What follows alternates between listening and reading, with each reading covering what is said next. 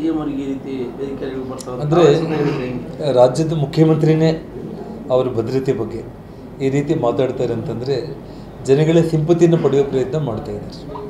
ಒಬ್ಬ ಮುಖ್ಯಮಂತ್ರಿ ತನಗೆ ರಕ್ಷಣೆ ಇಲ್ಲ ಅಂತ ಹೇಳೋದಾಯಿತು ಅಂದರೆ ಇನ್ನು ಸಾಮಾನ್ಯ ಜನರಿಗೆ ನಾನು ರಕ್ಷಣೆ ಕೊಡೋಲ್ಲ ಅನ್ನೋ ಪರಿಸ್ಥಿತಿ ಬಂದರೆ ಬೆಟರ್ ಅವರು ಈ ಮುಖ್ಯಮಂತ್ರಿ ಸ್ಥಾನದಿಂದ ಕೆಳಗಿಳಿದು ಹೋಗೋದು. ಇಲ್ಲ, ಅದನ್ನು ನಾವೆಲ್ಲರೂ ಕೂಡ ಟ್ವೀಟ್ ಮಾಡಿದ್ದೀವಿ. ಫೇಸ್ಬುಕ್, ಇನ್ಸ್ಟಾಗ್ರಾಮ್ಗಳಲ್ಲಿ ತೆಗೆದು ನೋಡಿರ್ಬೋದು. ಹತಾಶರಾಗಿ ಅಂದರೆ ಅವರು ಒಬ್ಬ ಪೊಲೀಸ್ ಅಧಿಕಾರಿಯನ್ನು ಕಪ್ಪಳಕ್ಕೆ ಬರೆಸೋದಕ್ಕೆ ಹೋದಾಗ ಆ ಮನುಷ್ಯ ಹೆಂಗೆ ಹಿಂದೆ ಜಂಪಾಗಿ ಇಲ್ಲದೆ ಹೋದರೆ ಕಪ್ಪಳಕ್ಕೆ ಏಟು ಬೀಳ್ತಾ ಇತ್ತು ಅವ್ರಿಗೆ.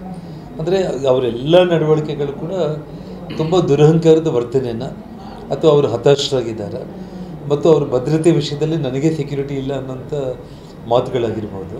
ಇವೆಲ್ಲವೂ ಕೂಡ ಒಂದು ಮುಖ್ಯಮಂತ್ರಿ ಸ್ಥಾನಕ್ಕೆ ಅವರು ಅರ್ಹರಲ್ಲ ಅಂತೇಳಿ ಅವರೇ ಇವತ್ತು ಅವ್ರ ಬಾಯಲ್ಲಿ ಹೇಳುವಂಥ ಒಂದು ಪರಿಸ್ಥಿತಿಗೆ ಬಂದಿದ್ದಾರೆ.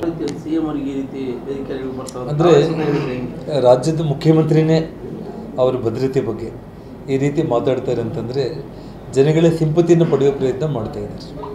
ಒಬ್ಬ ಮುಖ್ಯಮಂತ್ರಿ ತನಗೆ ರಕ್ಷಣೆ ಇಲ್ಲ ಅಂತ ಹೇಳೋದಾಯಿತು ಅಂದರೆ ಇನ್ನು ಸಾಮಾನ್ಯ ಜನರಿಗೆ ನಾನು ರಕ್ಷಣೆ ಕೊಡೋಲ್ಲ ಅನ್ನೋ ಪರಿಸ್ಥಿತಿ ಬಂದರೆ ಬೆಟರ್ ಅವರು ಈ ಮುಖ್ಯಮಂತ್ರಿ ಸ್ಥಾನದಿಂದ ಕೆಳಗಿಳಿದು ಹೋಗೋದು.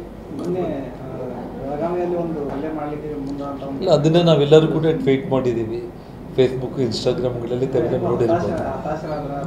ಹತಾಶರಾಗಿ ಅಂದರೆ ಅವರು ಒಬ್ಬ ಪೊಲೀಸ್ ಅಧಿಕಾರಿಯನ್ನು ಕಪ್ಪಳಕ್ಕೆ ಬರೆಸೋದಕ್ಕೆ ಹೋದಾಗ ಆ ಮನುಷ್ಯ ಹೆಂಗೆ ಹಿಂದೆ ಜಂಪಾಗಿ ಇಲ್ಲದೆ ಹೋದರೆ ಕಪ್ಪಳಕ್ಕೆ ಏಟು ಬೀಳ್ತಾ ಇತ್ತು ಅವ್ರಿಗೆ.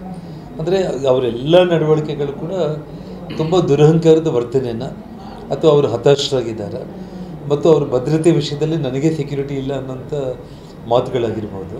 ಇವೆಲ್ಲವೂ ಕೂಡ ಒಂದು ಮುಖ್ಯಮಂತ್ರಿ ಸ್ಥಾನಕ್ಕೆ ಅವರು ಅರ್ಹರಲ್ಲ ಅಂತೇಳಿ ಅವರೇ ಇವತ್ತು ಅವ್ರ ಬಾಯಲ್ಲಿ ಹೇಳುವಂಥ ಒಂದು ಪರಿಸ್ಥಿತಿಗೆ ಬಂದಿದ್ದಾರೆ.